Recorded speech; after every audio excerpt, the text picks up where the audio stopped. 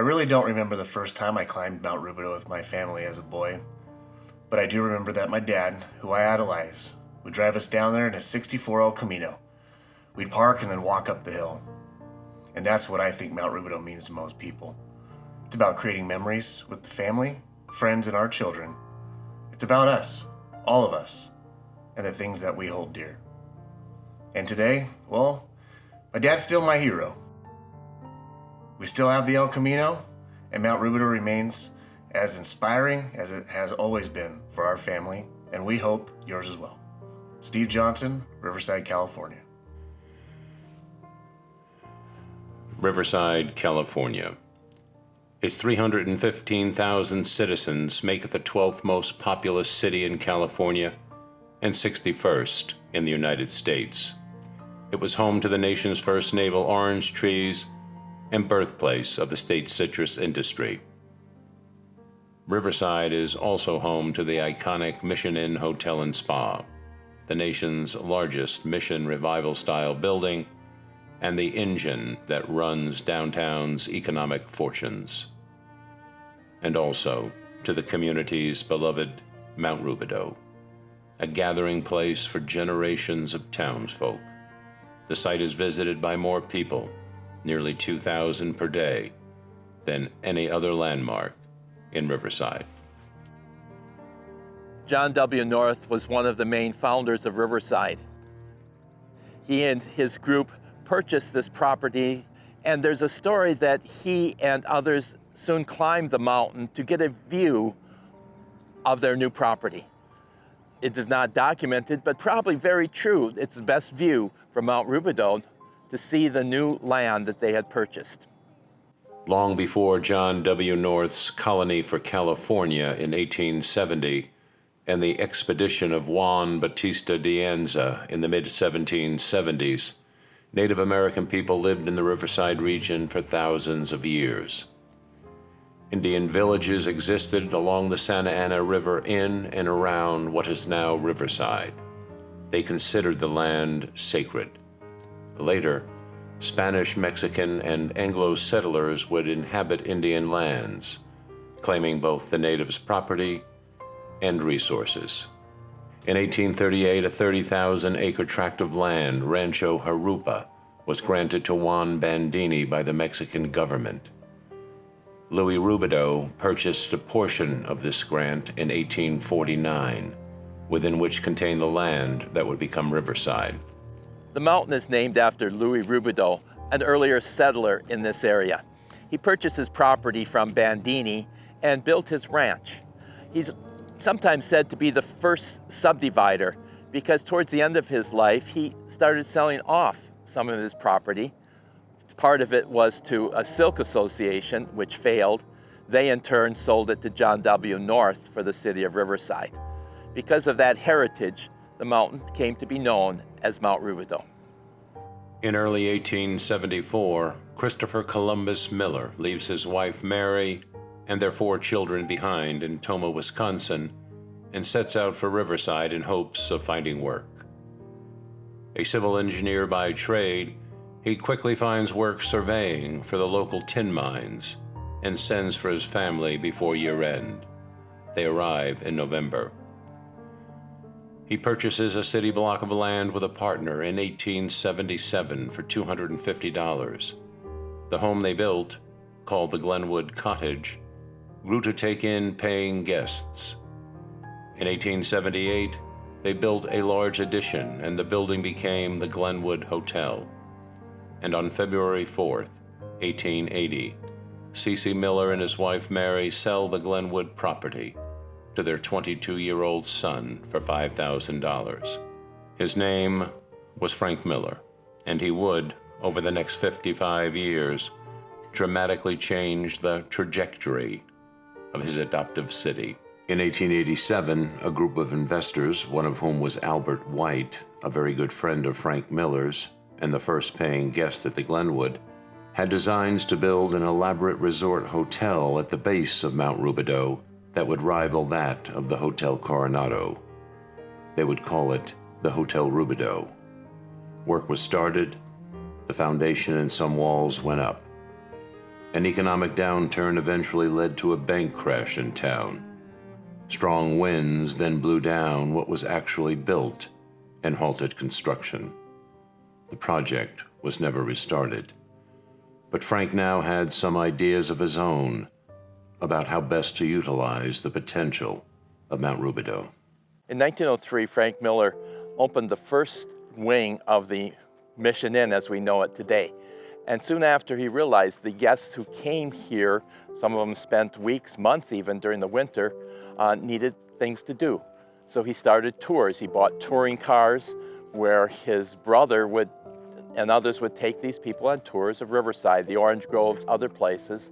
And then he conceived the idea of this mountain that was here, putting a road up it so that people could go up it, take a tour up it, and see the vistas, the scenery we can see here today, out here. At that time, many orange groves and other vistas they could see.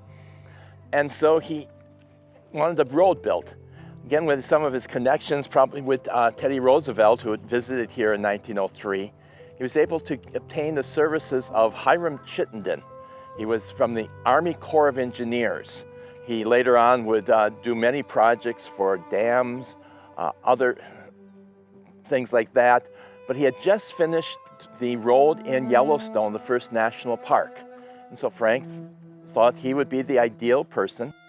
Hiram Chittenden graduated from West Point Military Academy first in his class in the area of discipline and third overall. Possessed of an enormous capacity for hard work, a devoted family man, somewhat austere in demeanor, he was nonetheless one of the most accomplished civil engineers in the Army Corps. This despite suffering from what his doctors described as nervous exhaustion for much of his adult life. It was after being confined to a sanitarium with this condition that Chittenden spent 10 days in Riverside designing and drawing up plans for a scenic road up Mount Rubidoux at the behest of Frank Miller, whom he met at Yellowstone National Park in 1905. His list of notable engineering projects spanned the entire nation. Fort Chittenden on Mount Rubidoux is named in his honor.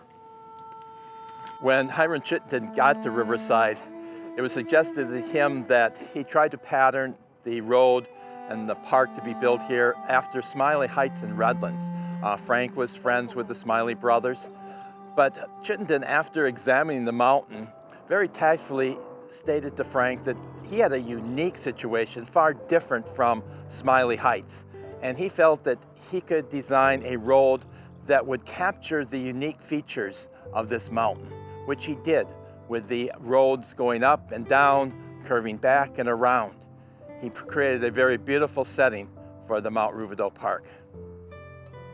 With the opening of the road in 1907, Frank Miller opened a vista for people to really enjoy the views of Riverside. They could climb the mountain and see the orange groves back then, now the city as it has grown, the river, and just enjoy the beauty and nature that is here. There's been improvements and changes. As he did with the Mission Inn, Frank was constantly making improvements and changing. The road was rerouted on the top. Seats were added so that people coming for the Easter services, later on the Armistice Day services, could sit and enjoy these events. Peace Tower was added not by Frank, but by people in his honor. There are other plans that never came to be. At one time, a full amphitheater was going to be built here with a grotto. Other ideas were planned, but never came about. But yet, things still are happening up here. The roads right now are being repaved. They're being redone so that the traffic, foot traffic mainly, can come and enjoy the vistas. Some of the rock walls that have fallen over are being reworked so that, again, people can see and enjoy the beauty of this wonderful park. When the road was completed in 1907, there's a dedication on February 22nd, Washington's birthday, in which the main speaker was Jacob Riis. He was a social writer from New York who wrote much about some of the slums and how they could be improved. He was a friend of Teddy Roosevelt and he came to Riverside to speak at the behest of Frank Miller. One of America's great social reformers, Rees's articles and photographs of the impoverished and downtrodden in the crime-riddled slums of New York shocked his readers. Roosevelt had suggested to Frank Miller in 1903 while visiting Riverside that Rees would make a fine speaker for just about any event that Miller saw fit to have in town. In that talk, he talked about early California history with the connection between the flag, which was flying above the Fort Chittenden, and the cross, which the early California mission were part of. With that in mind, Frank soon erected the cross on the top of Mount Rubidoux. Climb the mountains and get their good tidings. Nature's peace will flow into you as sunshine flows into the trees. The winds will blow their own freshness into you, and the storms their energy, while cares will drop off like autumn leaves. John Muir. John Muir knew whereof he spoke. Considered the father of the national park system, he had famously spent 3 nights and 4 days camping with President Theodore Roosevelt in Yosemite Valley in 1903 at Roosevelt's invitation. He lived to see many of his conservation suggestions implemented, yet died in 1914, 2 years before the U.S. Congress created the National Park Service. In 1907, as a gesture of gratitude to his good friend Henry Huntington for his financial backing in building a road up Mount Rubidoux, Frank Miller had a large boulder affixed with a tablet that spelt out the name Huntington and included the quote from John Muir, as well as a Bible passage. And so originally this road was known as Huntington Drive. When the plaque was put on later on in honor of Huntington, it also mentioned John Muir, the naturalist, who was the big promoter of national parks. Miller at the time was considering taking over the concessionary at Yosemite New Park. He never did, but Muir wanted to talk to him about, of course, his ideas of Yosemite, what should be there, what shouldn't be. Unfortunately, when Muir came here, Miller was out of the country, actually. Muir would visit the boulder and his quote on Mount Rubidoux in 1907 and drive to its summit. The view is charming. I had never seen this country before, and this was a delightful introduction. The view from the mountain is one of the most characteristic that could be obtained. John Muir. This place right here, as the roads meet, has quite a little history just there. A couple years later, Jacob Riis was back, and on Palm Sunday in 1909, he talked about pilgrimages to mountains. And from there, the following week, Frank and a few friends went up to Mount Rubidoux, carrying a small portable organ, and held the first of the annual sunrise outdoor non-denominational Easter services that have continued almost every year to the present. In 1914, at the invitation of Frank Miller, legendary African-American educator and lecturer Booker T. Washington visited Riverside and the Mission Inn. When Washington came to the inn and asked, because of his many unhappy experiences, that his food be served in his room, Frank Miller insisted on Washington coming to Miller's private table. Washington was escorted to the top of Mount Rubidoux by Miller to enjoy the view. When Booker T. Washington died the following year, Frank Miller invited the African-American community of Riverside to ask whomever they wished to attend and use the cloister music room for a memorial service. Miller would demonstrate his friendships with peoples of all races, colors, and creeds throughout his life. At the Mission Inn, there's a row of rooms called Author's Row. One of them is in honor of Carrie Jacobs Bond. She had come to Riverside, came up Mount Rubidoux, and after her visit here, wrote the famous song, The End of a Perfect Day. For many years, that song was played at the end of a day on the carillon at the Mission Inn. Left virtually penniless by the sudden death of her husband, disabled by rheumatism, and with a young boy to raise by herself, Carrie Jacobs Bond overcame adversity and built a music publishing empire. As the first woman composer to make over $1 million from her music, her song, The End of a Perfect Day, became her biggest hit, selling over 5 million copies, and was inspired by a sunset she witnessed over Mount Rubidoux during a visit to Riverside in 1909. She would continue regular visits to Riverside until her death in 1946.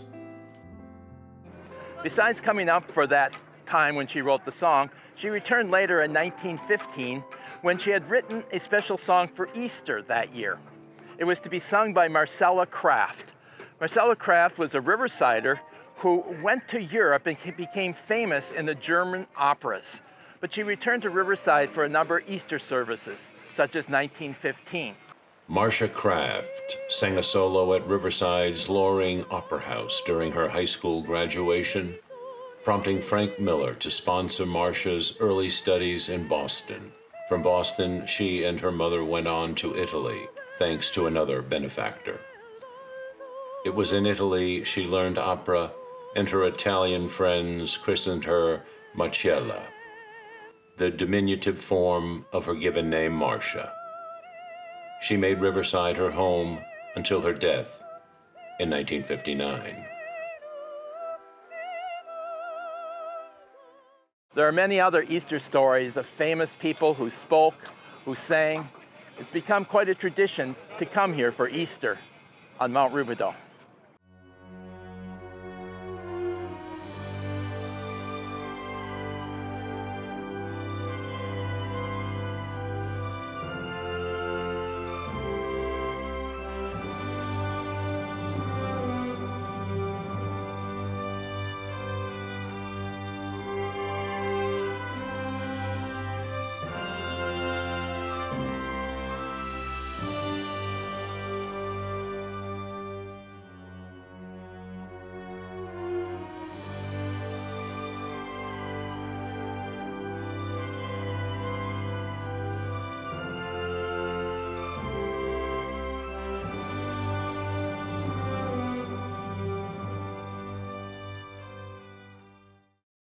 When I'm walking up and I feel the challenge, I think about the cross that's all the way at the top that's waiting for me. One thing I do know is that when I leave, I feel as if I'm lighter and my burdens have been lifted. I'm visiting from West Covina, and I had no idea. I've lived here for years over in West Covina. I'm up here with friends and family today, and it is spectacular. We love the sights, we love all the interesting things to see around here, and just really enjoying the day. In June of 1916, the St. Francis Fountain and Shrine was dedicated with tablets placed there by the Audubon Society and the Humane Society in honor of St. Francis, the lover of birds. There was a fountain flowing down that's no longer there. 2 tablets are gone. The mosaic of St. Francis is barely there. And much of the fountain and area is in ruins right now. Riverside Parks Department is talking about restoring it, but it's only right now in the very preliminary stages. The St. Francis Fountain was the first thing you saw when you came in this way from Rubidoux into Riverside. The bridge crossed right here with the two pillars still standing there, the towers, and came right straight at the fountain before it turned and went around the base of the mountain onto 7th Street.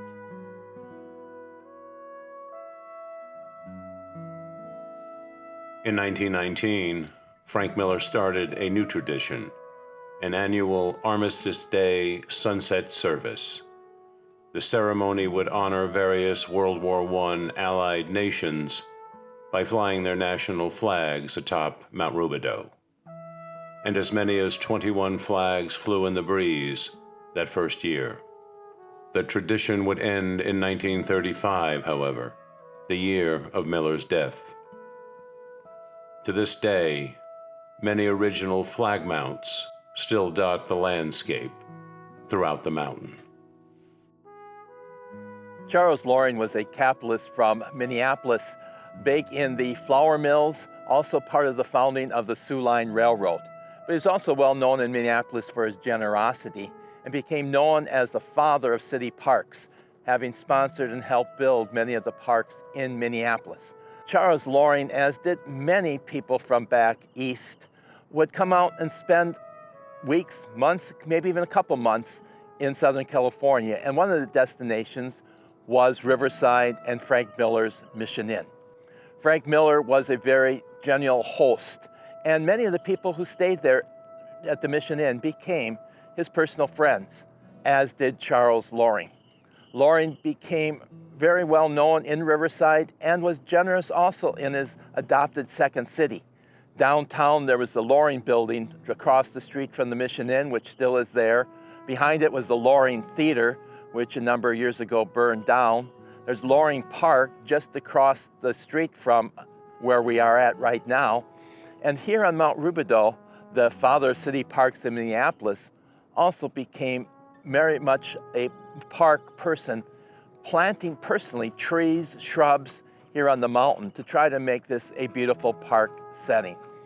A couple years after he died, the last couple winters, he actually did not even make it out to Riverside. The tablet behind us in the rock was dedicated in his honor. The lover of trees is stated on there for Charles Loring.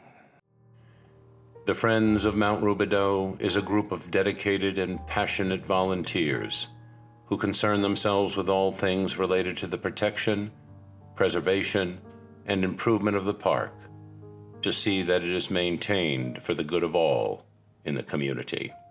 The Friends of Mount Rubidoux is an organization that's very different now than it was in the late 70s and during the 80s.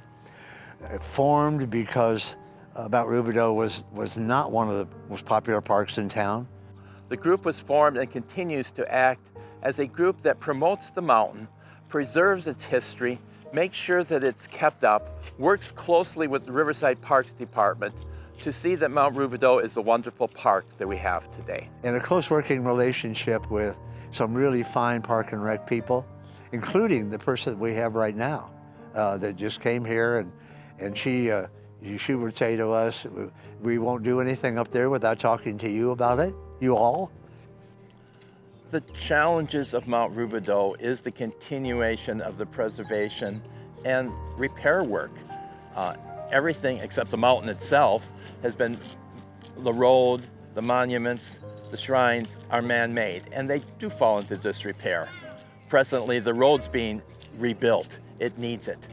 The Friends of Mount Rubidoux need to continue to work with the Parks Department to continue watching over so that Mount Rubidoux, its history, its monuments, are preserved for the next generation. In the early 1990s, the Friends of Mount Rubidoux as a group was revived and soon elected George Flower as their president. He would continue the rest of his life until 2017 as the head of this group and the force behind the promotion of Mount Rubidoux. When George Flower came, and he's historic. He served for, 20 years probably. He devoted his life to Mount Rubidoux. Everything was centered around George Flower. That's what the name I would be, because it's so critical. George was the power behind the Friends of Mount Rubidoux from when it was reformed. He lived and breathed really Mount Rubidoux. He and his wife were up here every morning until she died, and then until he died, just the life of Mount Rubidoux. George Flower had this formula for painting out graffiti that was exquisite. It was just humble tasks to take care of a beautiful open space, and that's so appealing. In 2002, legendary Southern California TV host Huell Hauser filmed an episode of his television program on Mount Rubidoux. In this clip, alongside the Charles Loring Monument, Hauser and George Flower discuss the hard work involved in caring for the mountain. So this plaque has been here a long time, and is there anything else we need to know about it in relationship to? Well, one of the things that it's supposed to be is a place to rest and meditate on your way up the mountain. Mm-hmm. At times they had candles burning here and Easter lilies or flowers around, and there used to be a bench over here so that you could sit and view the city. And as you can see, some of it is deteriorating. Well, now this looks original, this old concrete fence. Now, is this something that the Friends group would be involved in restoring? And we are doing that. We have cleaned the plaque, first time in years, and we are working on getting this put back in its original form, and we are fighting the erosion here. And you're also litter control, right? We are litter control. We are all kinds of control. The people of Riverside realized just how important Frank Miller was to the city. It's often been stated that Miller promoted the city of Riverside to promote his mission inn. He promoted the mission inn to promote the city of Riverside. And very much connected with his mission inn in Riverside was this Mount Rubidoux, which he owned. While he was away abroad in 1925, the citizens of Riverside decided to honor him by building a tower and bridge in his honor. Frank Miller was a major proponent of world peace. He held peace conferences at the Mission Inn. He attended peace conferences. So this tower was dedicated in 1925 in his honor. Around the top of the tower, there are symbols of the various nations. The tower was designed by Arthur Benton, one of the architects of the Mission Inn. Inside the tower, there's a large bell. It came from the First Methodist Church in Riverside, who sold it to the city for a fire bell. It did not work for that. It was put in storage until 1925 when it was given to the group building this tower. Many citizens of the city donated to this. The Japanese Americans of Riverside was the largest single contributor to the Peace Tower. And for many years afterwards, they tended a garden at the base, bringing up water themselves to water the plants they had there.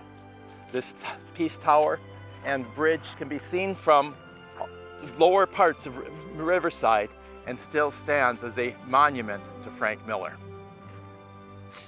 The Peace Tower is, there are very few symbols that people recognize.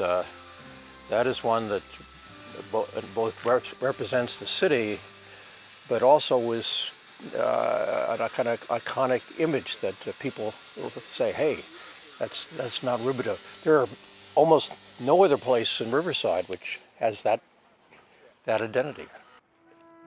The Olympics were held in the city of Los Angeles in 1932, and one of the participants was a Japanese equestrian by the name of Colonel Kido.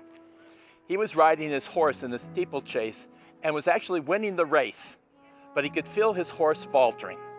He knew he had a decision. He could push his horse and he'd win the race, gain the gold medal, but probably lose his horse. So instead, he pulled up, stopped his racing, and saved his horse. 2 years later, when the Prince of Japan was here in Riverside, the Humane Society and others honored Colonel Kido with this tablet you see on the Peace Tower and bridge, honoring how he saved his horse rather than going for the gold medal for himself. There was a time when the door to that wasn't locked, wasn't sealed, to get inside. Inside there's a trap door. And my son and all of his friends truly believed, I think at one time, because they were told that that was a tunnel that went to the Mission Inn. You know, no way. No one knows where he goes. That was there for a reason. It's important to dispel some of the urban legends that grow up around Riverside and especially Mount Rubidoux. One of the main legends that just doesn't go away is the story that when the Peace Tower was built, that a tunnel was constructed that went from the Peace Tower here all the way down to the Mission Inn, to the catacombs there. That would have been quite a construction feat. And it's one of those urban legends that we can tell the story and laugh about it. For health reasons, Ike Logan came to Southern California, settling first in Lake Elsinore area. When the county of Riverside was formed, he came to work for the county, moved to Riverside, and became part of the early Riverside Cyclists Club. In 1907, he built his house at the foot of Mount Rubidoux on 7th Street, today Mission Inn Avenue. And he started a tradition that would last for over 30 years. Every morning, he would climb the mountain. He would bring his hammer because there's a bell on the northern end of the mountain but did not have a clapper. And 7 times at 7 o'clock, he would ring that bell. Every morning, 7 o'clock for 30 plus years, he woke up the citizens below the mountain. He became known as Ike Logan, the bell ringer.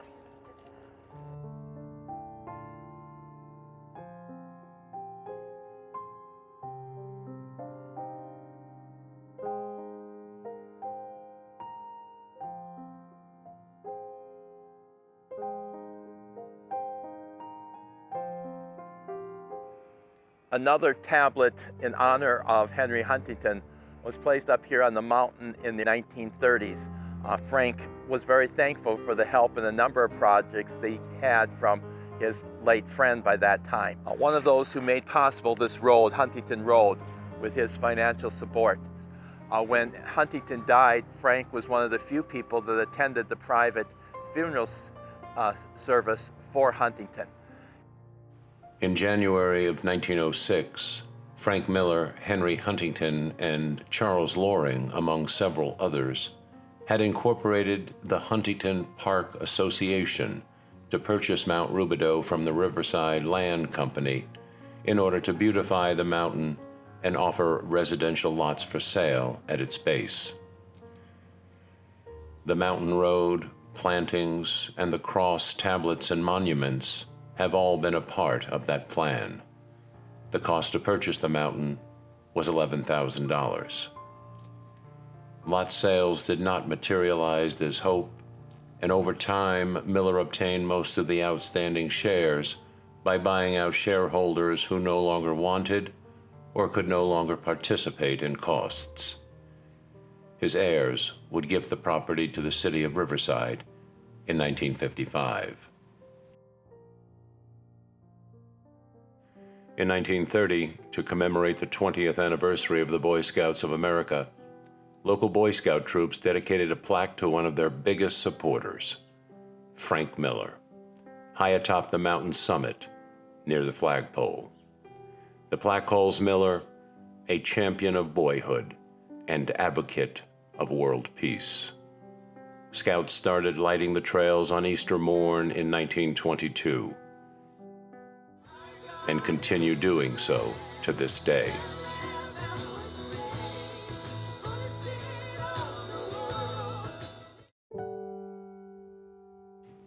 Frank Miller's health began a subtle decline in 1934, and he was conspicuously absent from the 1935 Easter service.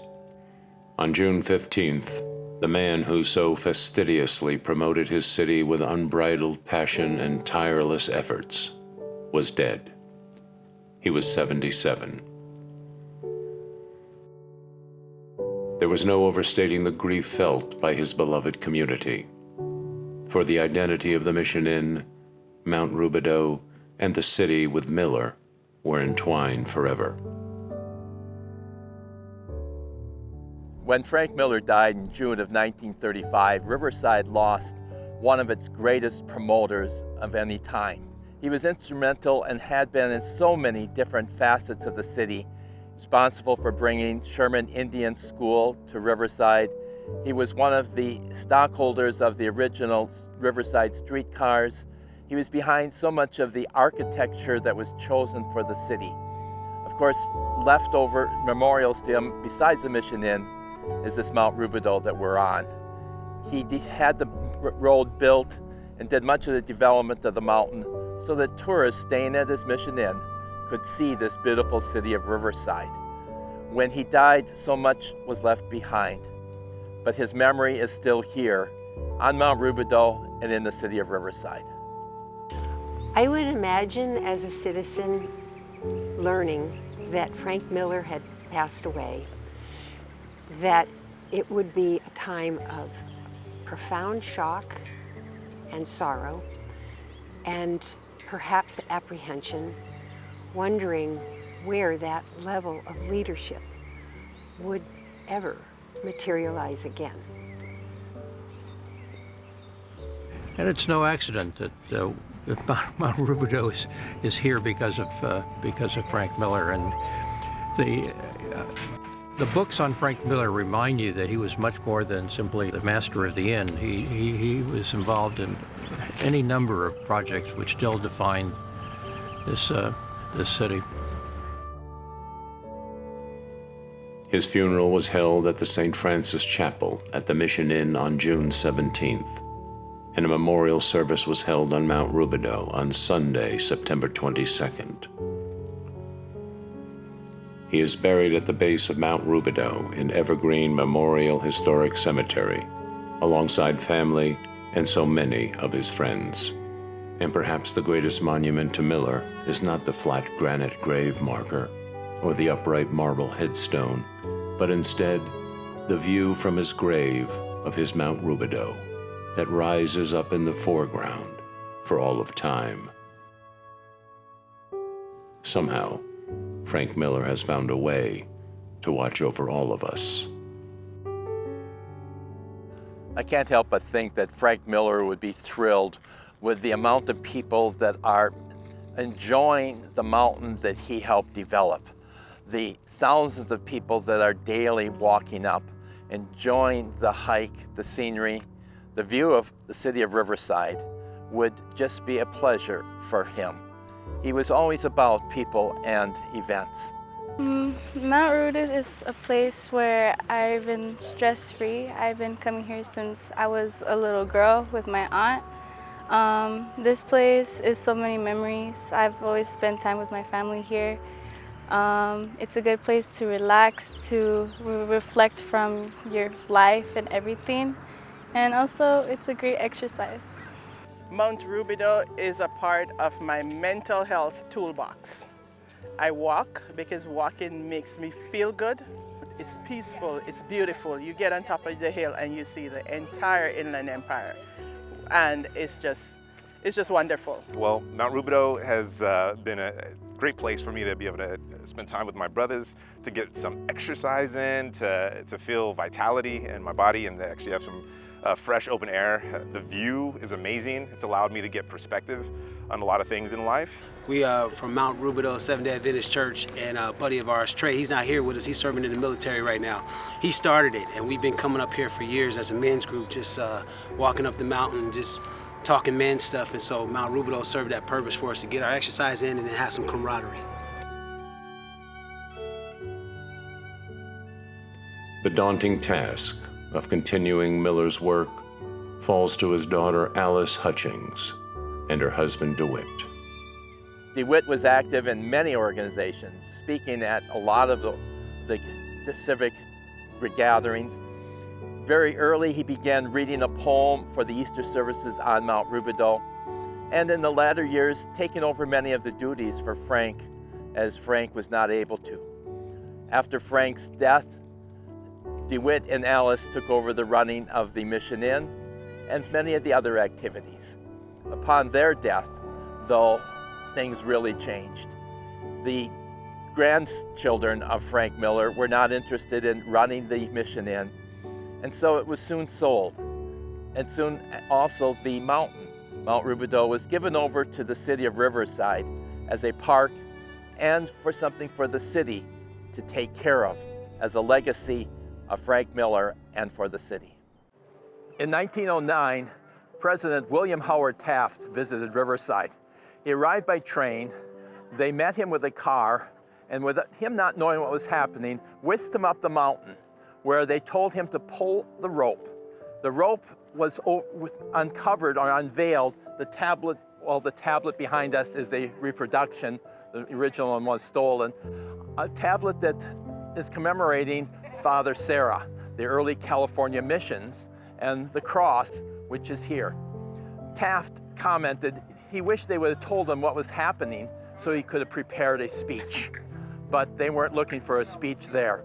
From here, he was taken down to the Mission Inn, where there was a banquet in his honor, and there the famous Taft chair, the huge chair in the lobby, had been constructed for him to sit in. His comment to the chair was, "I'm not that big." The original cross, placed up there in 1907, unfortunately was damaged by vandals in 1959. It was replaced at that time by another wooden cross. But in 1963, some of the citizens of Riverside banded together again and had the present cross erected and brought up on the mountain. There's an interesting story with that. It was brought in by helicopter. When the helicopter brought in the iron structure, the bare iron structure, they placed it down, bolted the bolts, and then released, or at least they thought they released, the hook holding the iron structure. Helicopter flew away, pulling the cross over, scattering many of the people that were there viewing it. Helicopter had to come back. They unbolted the cross, took it down to Flabob Airport, where they repaired it. A week later, they brought it back, set it down, released it, and the helicopter hovered there until they were sure it was released, and then flew away. The cross was then plastered over, and the cross we see today is still there since 1963. 35 feet tall and constructed of concrete and steel, the cross has also had its fair share of controversy. To say otherwise would diminish those in the Native American community and other non-Christian groups who live among us today, and who believe that Father Serra's California mission system was, at best, forced colonialism and Christianity, a form of incarceration and enforced with a dogged religious zeal. Many others, however, viewed Serra's actions as a sincere attempt to better the conditions of indigenous peoples and non-Christians, and that his motives were intended to be benevolent and much less sinister. Today, there are many on both sides attempting to bridge the gap, educate the community, and develop a mutual respect and understanding moving forward. In August of 2012, the city of Riverside received a letter from Americans United for Separation of Church and State, threatening a lawsuit for having a large cross on city-owned property. The group believed that owning the cross violated a legal doctrine set forth in the Establishment Clause of the First Amendment to the United States Constitution, a complaint that the cross violated the separation of church and state. In 2012, Totally Mount Rubidoux, an organization, was formed from the Friends of Mount Rubidoux, the Mission Inn Foundation, and the Rivers and Lands Conservancy because of a lawsuit that threatened the cross on Mount Rubidoux. Frank Miller, the builder of the Mission Inn, which was never a mission, was very part of that romanticized version of California history at the time, with the architecture, with the Landmarks Club, which was trying to save the missions. And so the romanticized version of Father Serra, the missions, was part of this lore that is part of the history of Mount Rubidoux. But then there was a whole body of other people that just thought it represented the city. It was the city of Riverside's cross and the mountain, and that mountain, which meant so much. So we were touching, we thought, both sides of the world that wanted that to stay there.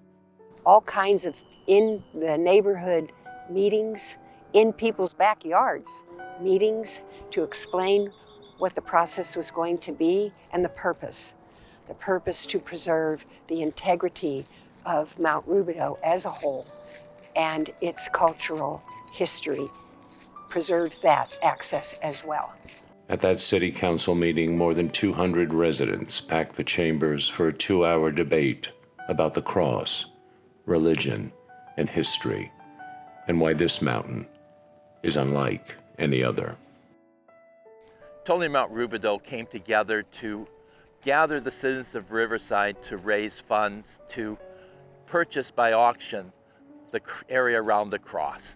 The emphasis was on the cultural history surrounding the cross and Riverside. The community raised nearly $260,000, and in 2013, Rivers and Lands Conservancy, an accredited land trust, purchased the peak for $10,500 at auction. You're out? Up 10 and a half, 10,500.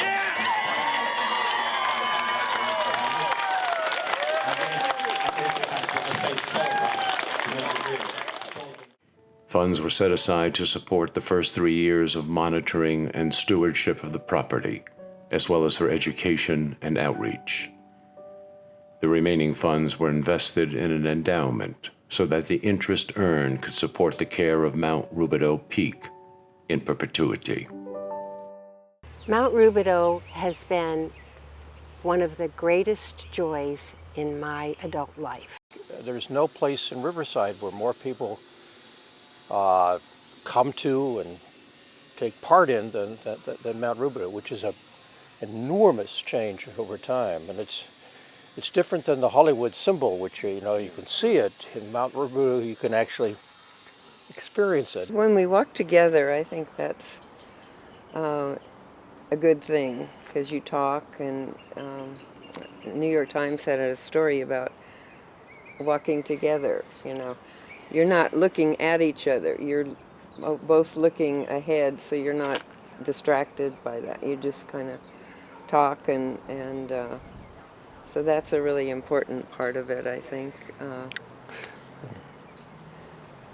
And you get to the top, and you can see the whole city, and it's inspiring, and makes you feel good. It is literally in our backyard, and it's been a resource for us. And I really welcome the city investing money into maintaining it, because it's many ways the best showpiece that Riverside has is Mount Rubidoux. From the handful of people that were walking the mountain in the early 1990s, when the Friends of Mount Rubidoux was formed, the number has enlarged till today, when there's thousands every day who are climbing the mountain. Weekends, there are just hordes of people coming up here to enjoy the climb, to enjoy the view, to exercise, to be with friends, to remember things. Over the years, though, this has been a favorite site of people. There are hundreds and hundreds of photos that have been taken of people of Riverside when they brought their family and friends. They would climb up here, go up by the cross, and get a family picture taken. There are so many memories that this mountain brings to so many people. The main entrance early on was here at 9th Street, 9th and Mount Rubidoux Drive. And this is a very narrow street. Ultimately we got where the Glenwood area would be the real entrance area. And more, because you got the Monumental parking. All that down there was really the place that should have the main entrance. It's Saturday morning. I'm here at Mount Rubidoux, one of the most wonderful places to come to in Riverside. I've been coming up here most of my life. It gives you some sense of peace and tranquility when you're up here. This is a part of my day that makes me be a positive person, and it just de-stresses me from the regular routine that I have during the week. It eases my mind. It's very peaceful. You can just come with friends and just talk and go up the mountain, and it's a good, healthy lifestyle too. We love Mount Rubidoux because it's a place to exercise, and we don't live far from here, so it's a good destination for the whole family. For me, Mount Rubidoux is a place that I got to come to as a boy growing up in Riverside, and now it's a place that I get to share with my children. For 85 years, automobiles were free to drive up and down the winding mountain roads. This practice ended in 1992. I talked to a lot of people about the experience that they had driving up there. It was a kind of a place where you might take your car, test it out a little bit on curves, and just kind of a little race around the rocks and all that kind of stuff. So it was a popular place for cars, no doubt about that. If I had a little convertible, and I put the top down, and I would drive up the top, and then that was before I started walking it every day. But it was a popular thing to do. But it became people versus cars, and people needed to win. Born and raised in Riverside, I've spent a great deal of time in my youth and even today on Mount Rubidoux. Used to drive up with my father back in the 60s and 70s and to enjoy the view from up there and watch planes land at Flaybob. I myself drove my car up here way back in the day, and friends would drive up to the top and we got to stay until sunset. I view it as a jewel in our town. In December of 1998, Our Lady of Guadalupe Shrine Roman Catholic Church in Riverside's East Side community made the first of its annual pilgrimages up Mount Rubidoux to venerate the Blessed Mother, a Roman Catholic tradition. The results have been marked and heartfelt, serving to open Mount Rubidoux to the unqualified participation of Riverside's dynamic and vibrant Mexican-American population, the majority demographic in the city.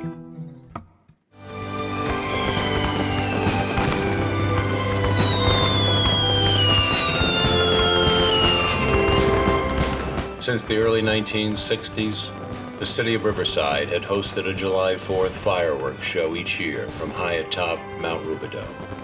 The spectacle could be seen from far and wide. With the onset of the COVID pandemic in 2020, the Riverside City Council saw fit to make a change, suggesting an alternative site for future shows. This all plays along with the pandemic and the fact that they had not done them on Mount Rubidoux for a couple of years. But I always thought that they would return. And it appeared in some ways that that was not going to happen. So the Friends of Mount Rubidoux, among other people, looked to see how we might make that happen and why. It was very important, why. Part of that was, of course, the fact that being on Mount Rubidoux at that height, thousands and thousands of people could see that couldn't if it's in Bonomenio Park, which is where they've been doing it before. Beginning in the early 1960s, the city of Riverside started shooting off the fireworks from the top of this mountain so they could be enjoyed by citizens throughout most of the city. You can see them from miles around. During an October 2022 City Council meeting, the future of fireworks on the mountain would be put to a vote. Citizens spoke overwhelmingly in favor of returning the fireworks to Mount Rubidoux, in hopes that the council would agree. And agree they did. I will ask our city clerk, please, to call the vote. Ward 1. Yes. Ward 2. No. Ward 3. Yes. Ward 4. Yes. Ward 5. No. Ward 6. Yes. Ward 7. Yes. Motion carries. 2 no votes by Ward 2 and Ward 5. Thank you. Appreciate that. Thanks to many of the citizens, groups like Evergreen Cemetery, Friends of Mount Rubidoux, the City Council did okay moving them back up to the mountain. So it wasn't easy in the sense that it wasn't unanimous. It may have been, but there were those people out there that were also very vocal that didn't want it back on the mountain. With this work being done, there'll be easy access for the fire department and those shooting off the fireworks to oversee so that they are done safely, to the enjoyment of many people.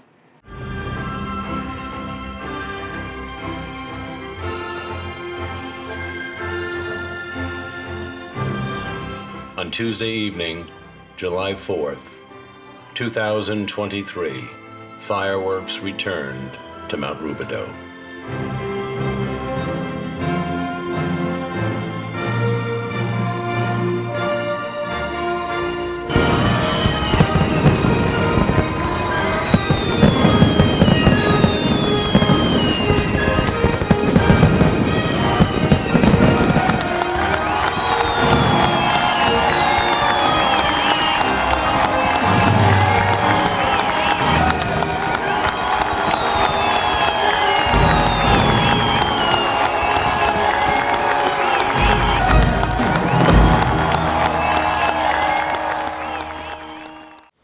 Tradition, recreation, and inspiration. And for me, that has been the experience with Mount Rubidoux. Mount Rubidoux really is a place that takes a hold of you.